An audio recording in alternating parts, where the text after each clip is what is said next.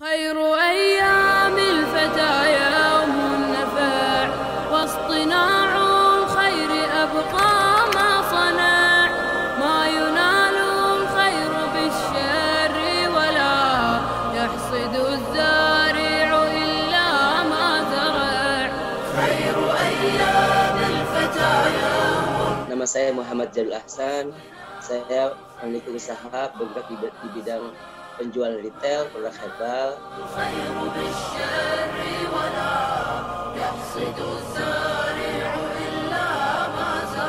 Nama Ana Raffi Halim Bilhamika. Ana sekarang kuliah di Universitas Islam Madinah. Kesibukannya masih mahasiswa dan sebagai orang di belakang Haidets Official atau Haidets Indonesia, salah satu usaha susu kurma yang alhamdulillah sekarang menjamur di banyak kota di Indonesia.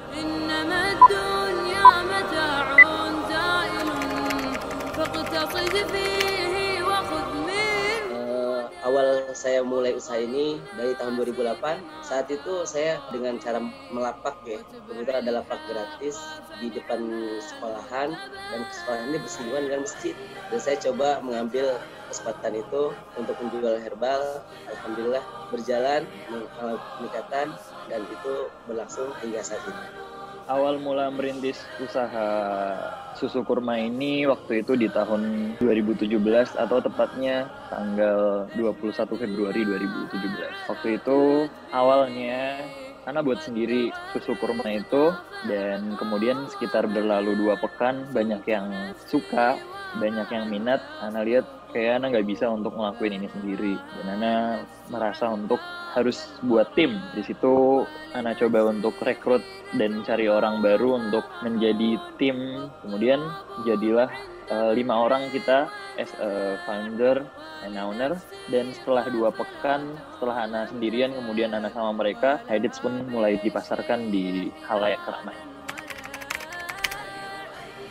Untuk ini sendiri, alhamdulillah ini semua atas kemudahan dari Allah Subhanahu Wa Taala. Awalnya sih karena saya dapat musibah sakit, dari sana saya mencoba untuk ikhtiar dengan mengkonsumsi obat herbal, dan saya merasakan manfaatnya. Dan saya ingin sekali orang itu ingin merasakan manfaatnya, sampai akhirnya saya dipertemukan dengan salah seorang pemilik toko herbal, dan saya bekerja sama untuk menjualkan produknya dengan berbagi hasil.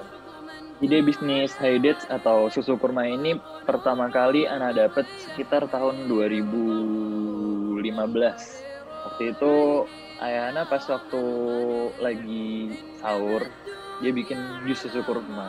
Terus kok rasanya enak gitu. Kayak ini kalau misalkan dibisnisin oke juga.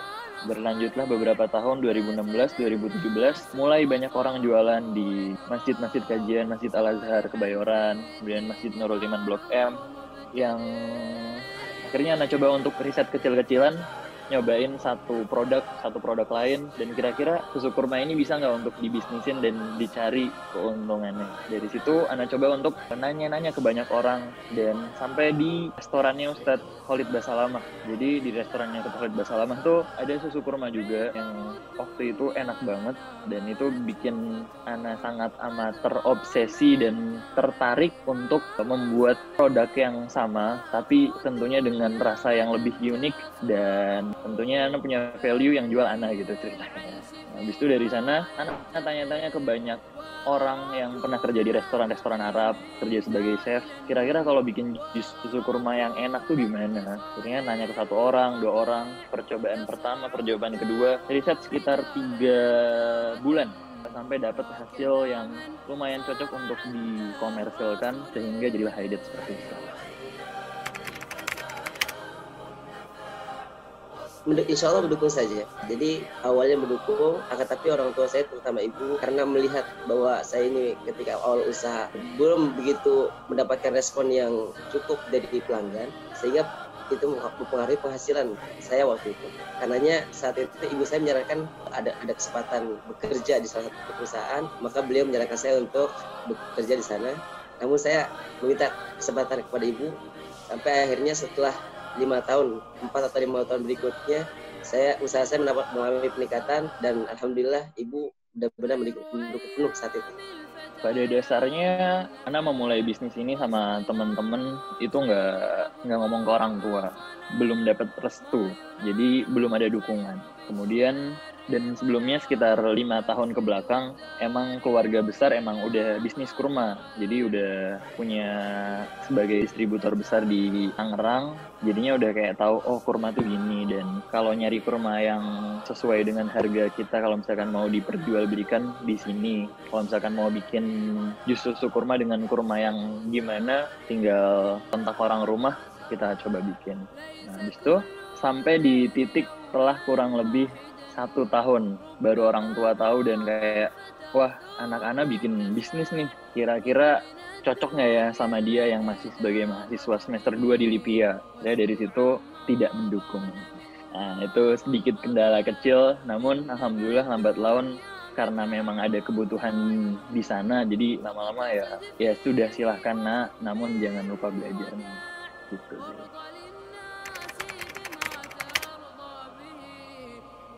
Ya, usaha sebelumnya tidak ada. Saya sendiri juga dari keluarga yang tidak bergerak di bidang usaha, tapi umumnya ya bekerja dan sebelumnya saya sendiri bekerja dengan seorang pemilik toko handphone dan saya juga pernah bekerja di toko buku Islami. Sebelum usaha yang sekarang itu, dulu pas masih sekolah di Al-Irsyad, pas waktu masih SMA, Ana pernah nyoba untuk coba-coba jualan clothingan, bikin sendiri, itu sama Sabil juga, sama Ustadz Sabil, dan alhamdulillah dari situ kayak wah ternyata gini ya bisnis nyari uang tuh, apa yang kita jual, ketika kita mensuplai sesuatu kita harus tahu demand-nya sebesar apa, permintaan pasar seberapa besar, sehingga ketika kita udah mencoba mensuplai barang nggak terjual semua. Qadarullah waktu itu ada beberapa pieces yang belum terjamah dan terbeli. Dari situ menjadi pelajaran. Kemudian setelah gagal di bisnis clothingan, perbajuan duniawi, coba untuk bisnis itu bantu orang tua untuk bisnisin kurma ya, dan alhamdulillah luar biasa. Awal-awal tuh Ana bikin usaha namanya pengusaha kurma, dan itu kurang lebih berjalan sekitar 2 tahunan sebelum ada Haidet, dan ratusan kilo yang waktu itu udah pernah dicoba disebarkan di seluruh Indonesia dari segala macam kurma. Yang awalnya bisnis kurma di rumah itu konvensional, belum masuk ke online, offline, kemudian Ana coba untuk buat menjadi online dan kirim ke banyak kota dengan nama pengusaha kurma, dan alhamdulillah sukses. Namun dikarenakan demand, sekali lagi permintaan pasar, orang-orang yang beli kurma tuh nggak selalu tiap hari pengen beli. Nah, dari situ Ana coba berpikir kira-kira produk apa yang harus dikeluarkan, produk apa yang harus Ana ciptakan sehingga Ana bisa dari kurma yang ada di rumah ini untuk dijadikan sesuatu yang bisa dikonsumsi setiap hari dan menjadi uang. Akhirnya dari situ Ana coba untuk bikin Haidet tadi. Kemudian setelah itu pernah juga untuk bisnis properti. Nah, alhamdulillah luar biasa sih, as a maklar lah ya. Dan ya luar biasa.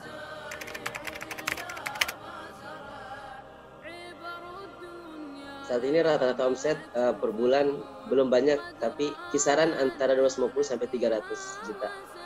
Haidet punya 9 cabang. Haidet punya sekitar 9 cabang dari Tangerang, Jakarta, Bogor, Yogyakarta, Karawang, dan Surabaya. Dan masing-masing kota memiliki perbedaan omset yang berbeda sesuai dengan UMK, sesuai dengan demanding, sesuai dengan pembelian konsumen yang ada di kota masing-masing.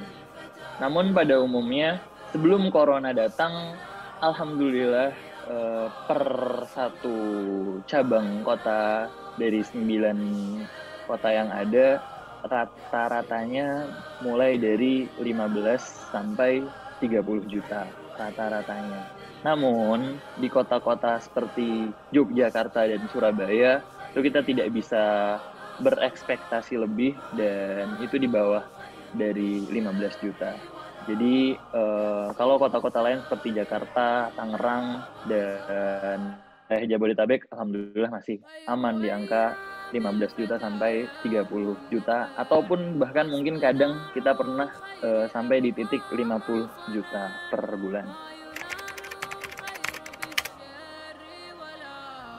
pendapatannya kisaran 45 sampai 60 juta per bulan. Dan saya berharap kedepannya bisa lebih baik. Alhamdulillah pendapatan hingga saat ini mencapai di angka 3 digit. Insya Allah, alhamdulillah.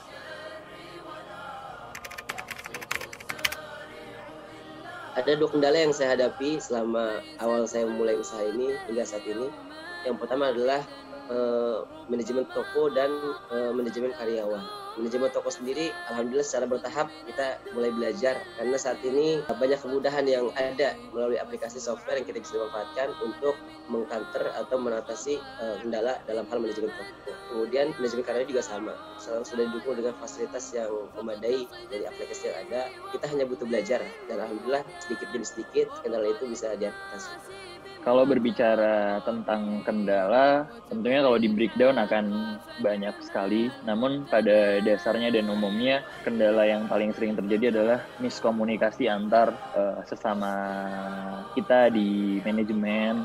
Yang paling sering terjadi di manapun, di kantor ataupun di masyarakat. Dan kemudian kendala-kendala lainnya yang lumayan berdampak ke kita itu adalah Corona sih, Masya Allah. Jadi setelah Corona ini luar biasa, kita mulai lagi dari nol dan itu luar biasa. Namun semoga Allah mudahkan segalanya. Insya Allah semoga kita bisa bangkit dari ujian. Kalau ngomongin kendala yang lain, lebih ke arah sekali lagi ketika kita berbisnis, kalau misalkan segala sesuatunya belum profesional, kendala akan selalu ada dan masalah-masalah kecil akan menjadi besar. Nah, itu yang harus dijadikan pembelajaran untuk semuanya, supaya belajar lagi dari masalah yang ada dan diperbaiki, sehingga apa-apa yang masalah-masalah yang kecil itu tertutupi dan menjadi solusi. Adapun cita-cita saya sejak kecil, mungkin cita-cita masa kecil sama seperti anak-anak yang lainnya, tidak ada timbangannya. Baru cita-cita itu benar-benar nyata dan ingin diraih itu ketika saya sudah mulai dewasa. Saya ingin jadi pengajar sebenarnya. Keinginan yang terbesar yang belum diraih adalah bagaimana saya bisa menyimbangkan antara usaha dan sibuknya kegiatan belajar mengajar. Cita-cita anak pas kecil dan yang selalu digedungkan oleh kedua orang tua adalah menjadi seorang ulama. Jadi seorang ulama yang tentunya membawa kepada kebaikan dan bisa menjadi lentera bagi semuanya. Dan kalau berbicara tentang keinginan terbesar yang belum diraih dari anak pribadi, agak duniawi, menjadi orang terkaya nomor 1 se-Indonesia yang bisa berbagi kebermanfaatannya untuk seluruh rakyat Indonesia sebisa mungkin, semampu mungkin. Jadi ada keinginan besar di sana sehingga Ana mencoba untuk terjun di dunia bisnis.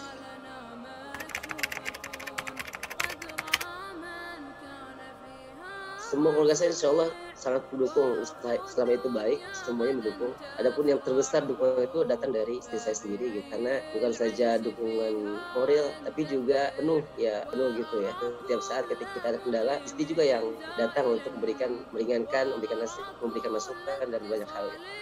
Motivasi terbesar Ana melakukan bisnis ini adalah tentunya kebutuhan ekonomi. Kebutuhan ekonomi di sini yang Ana maksudkan adalah pengeluaran Ana ada banyak, namun pemasukan dan pendapatan tak ada. Nah, dari situ Ana mencoba untuk melakukan bisnis ini dengan segala riset yang telah Ana lakukan selama kurang lebih 3-6 bulan, yang riset yang serius. Namun riset asal-asalannya dimulai sejak 2 tahun yang lalu, yaitu mulai dengan bisnis-bisnis yang ada yang Ana jadiin pengalaman. Dan tentunya tanpa adanya motivasi kita nggak akan terdorong untuk melakukan apapun. Kalau misalkan kita masih dibiayai oleh orang tua atau kita kita memiliki uang cadangan, ya untuk apa kita melakukan ini? Namun kondisinya waktu itu ada banyak pengeluaran atau ada banyak kebutuhan yang harus Ana penuhi, sehingga mengharuskan Ana untuk melakukan hal-hal yang harus Ana lakukan sehingga bisa mendapatkan penghidupan dan pencukupan dari bisnis yang Ana lakukan sekarang. tidak ada kendala yang signifikan yang bisa saya sebutkan di masa pandemi ini, karena tidak semua usaha yang memiliki pengaruh menurun akibat pandemi, termasuknya adalah penjualan obat herbal. Malah justru toko herbal ini atau penjualan herbal ini di masa pandemi ini banyak peningkatan, karena di saat ini banyak orang yang sehat pun butuh imun atau daya tahan tubuh sehingga dia bisa terhindar dari ancaman virus corona, apalagi yang sakit gitu. Saya pikir itu. Di masa wabah corona COVID-19 ini, alhamdulillah ala kulli hal, masya Allah. Jadi kalau ada bagannya, bisnis Ana termasuk bisnis yang sangat amat down, karena beberapa cabang itu sampai tutup. Beberapa cabang sampai tutup karena demand pembeliannya nggak ada. Keinginan masyarakat untuk membeli nggak ada, karena kan kondisi ekonomi sangat amat turun dan kita susah untuk iklan di mana-mana, walaupun sebenarnya kita bisa siasati itu dengan online, karena segalanya menjadi online. Namun sekali lagi, alhamdulillah ala kulli hal, di masa pandemi ini Haidets mengalami masa yang amat sangat sulit. Di pusat Haidets untuk sementara tutup, dan di beberapa kota yang ada Haidets juga tutup. Namun di kota-kota yang lain alhamdulillah Haidets naik. Jadi ada tumpang tindih di sana, dan sekali lagi yang menjadi masalah utama adalah bahasanya teman-teman partner yang kerja sama kita. Jadi mereka memilih untuk pulang yang biasa kerja sama kita, sehingga kita kekurangan orang untuk proses produksi, sehingga mewajibkan atau mengharuskan bisnis-bisnis yang ada di kota-kota besar yang ada tutup. Namun sekali lagi alhamdulillah dari kota-kota lain masih jalan, mungkin itu.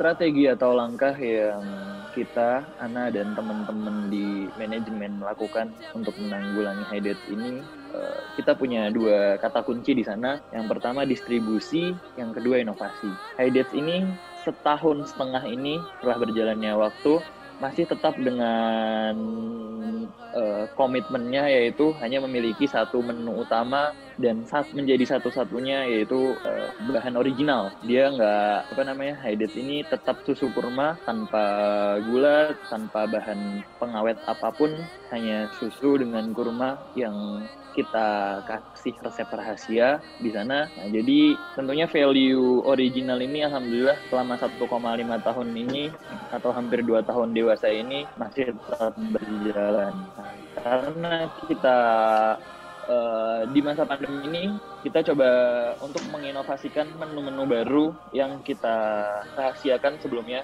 Karena banyak banget customer kita yang selalu bertanya-tanya, Kak atau admin, kapan ada menu baru untuk Haidets? Bukan karena bosan, namun ingin ada warna baru di sana. Akhirnya insya Allah kita akan launching menu-menu seperti Red Velvet Latte, Green Tea Latte, susu kurma Red Velvet, susu kurma Green Tea, dan kita mencoba untuk masuk ke ranah kopi-kopian. Ada kopi susu gula arennya, ada kopi susu kurmanya, ada caramel macchiato, ada susu kurma regal, dan ada regal sendiri.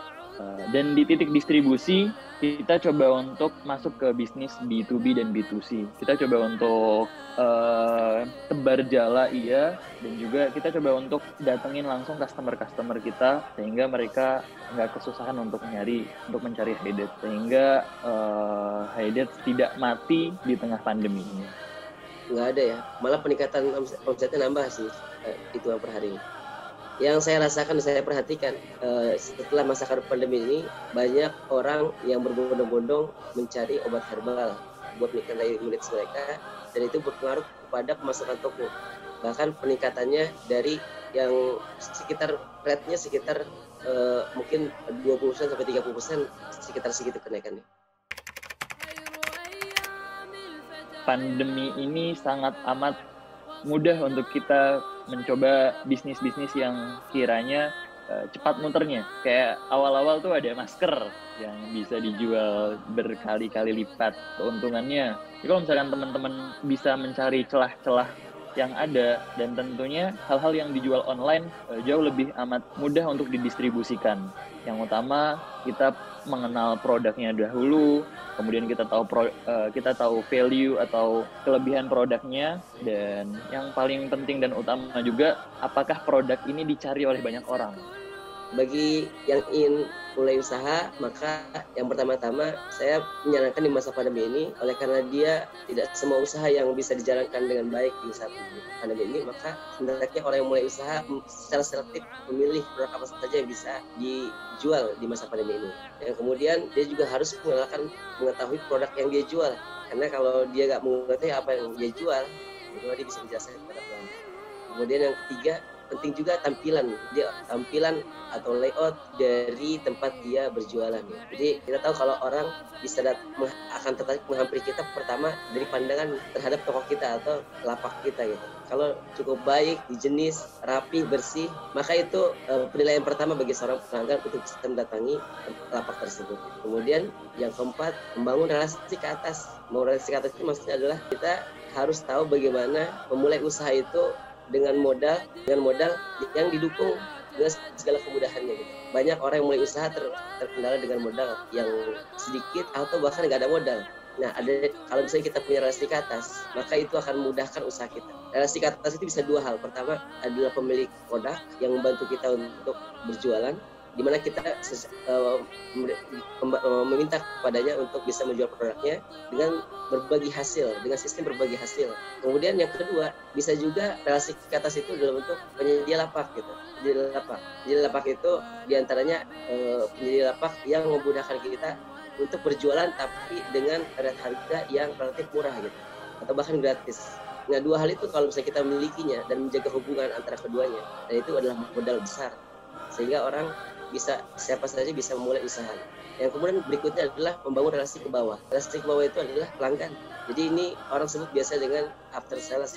Jadi hubungan antara penjual dan pembeli bukan sekedar hubungan transaksi saat itu saja, tapi seperti membangun kekeluargaan, saling mengenal, bukan saja kepentingan uang, bahkan mengenal namanya, mengenal dia tinggal di mana gitu. Dari situ orang tidak lagi bicara tentang harga, tapi bicara tentang kebersamaan.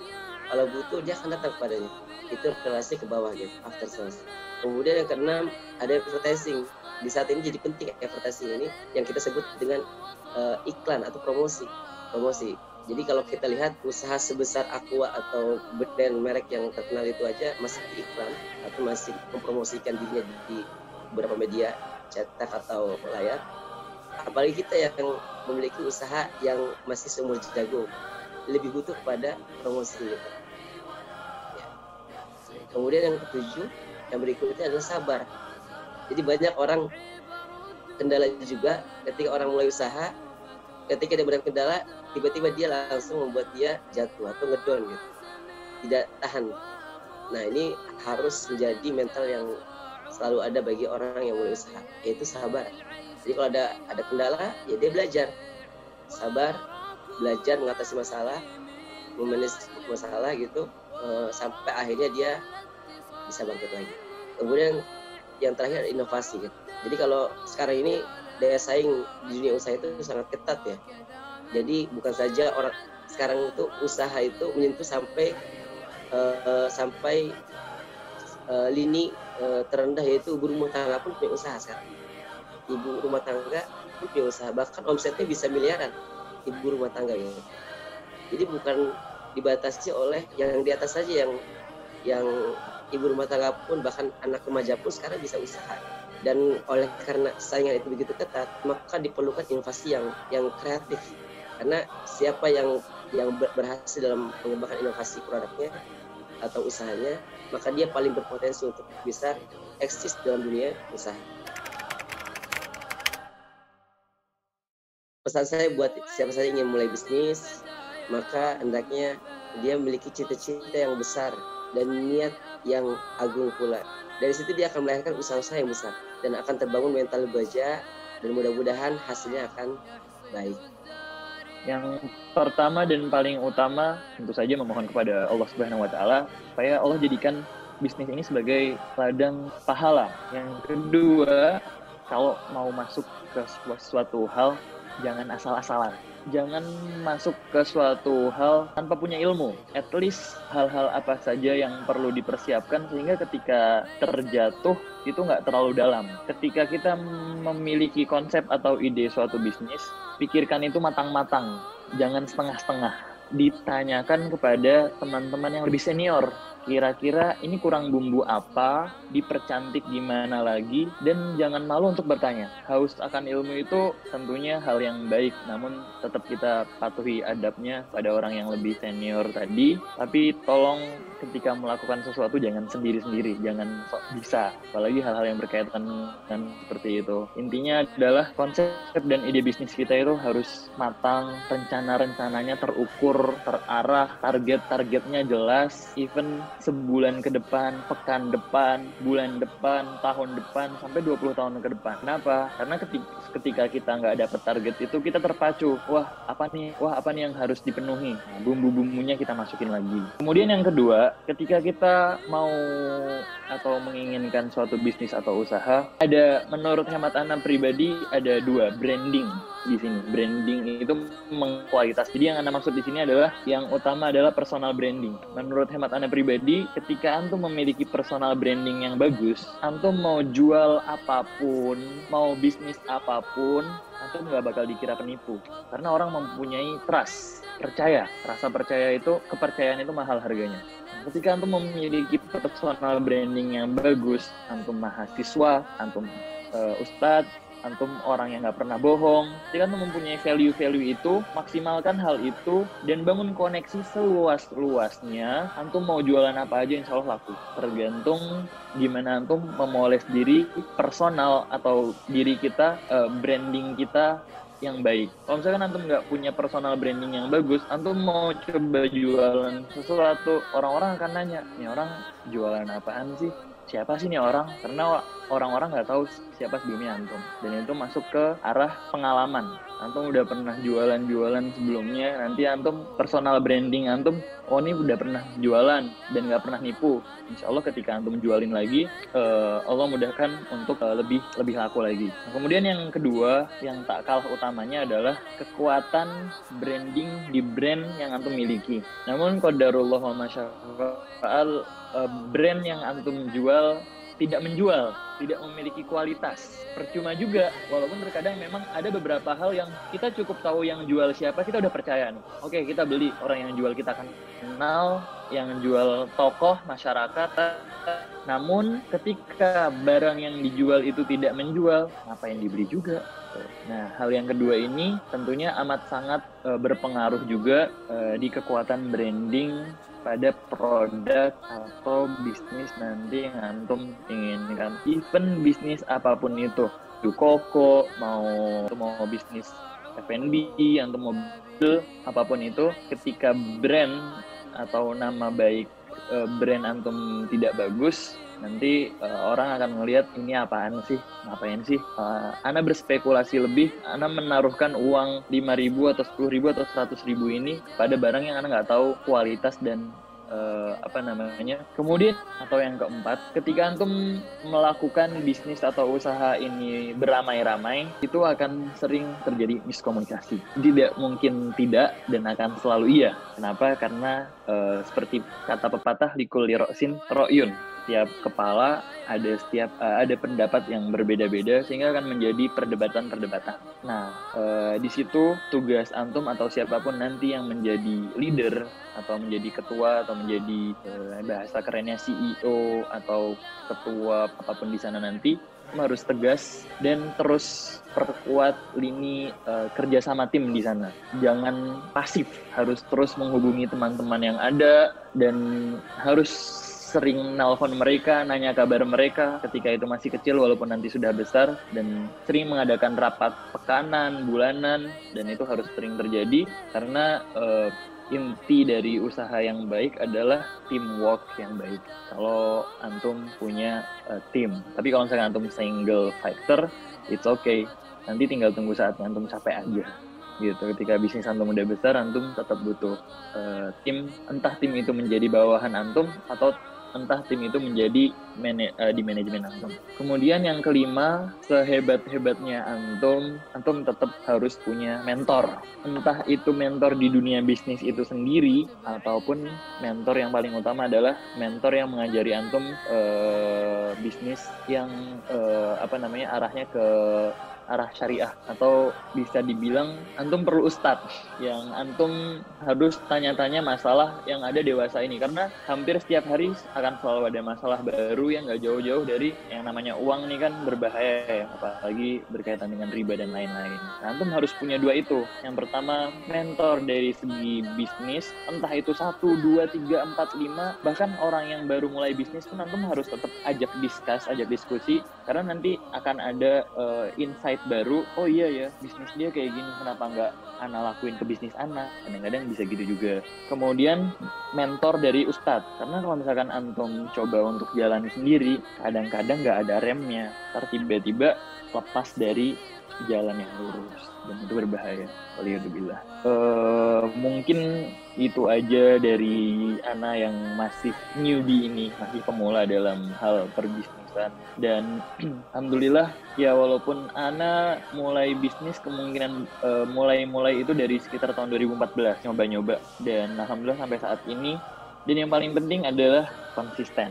Jangan malu, jangan pernah malu untuk menonjolkan bisnis apapun yang antum miliki. Antum jualan nasi goreng, antum jualan susu kacang kedelai, bahkan orang-orang Chinese tuh keuntungan mereka ya Rp1, Rp2, Rp500, tapi mereka menggunakan quantity dan mereka nggak pernah malu. Mereka jualan plastik. Jadi ketika ada yang nyoba-nyoba untuk ngedownin mental antum ketika antum jualan, balikin, lawan, jangan mau kalah, balikin dengan kesuksesan maksudnya.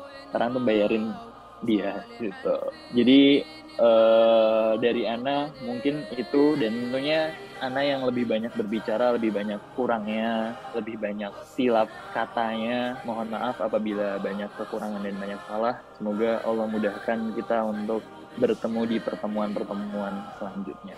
Dan juga ana bisa dihubungi di manapun insya Allah. Dan produk ana untuk saat ini, ana punya kafe kecil-kecilan, Haidates Cafe, dan ini satu-satunya dan yang masih baru pertama ana coba trial di Tangerang. Jadi kalau teman-teman ada waktu untuk datang, silahkan datang, insya Allah. Kalau ada ana gratis, kalau nggak ada ana antum tinggal sebut nama ana, insya Allah gratis juga. Barakallahu fikum wa jazakumullah khairan.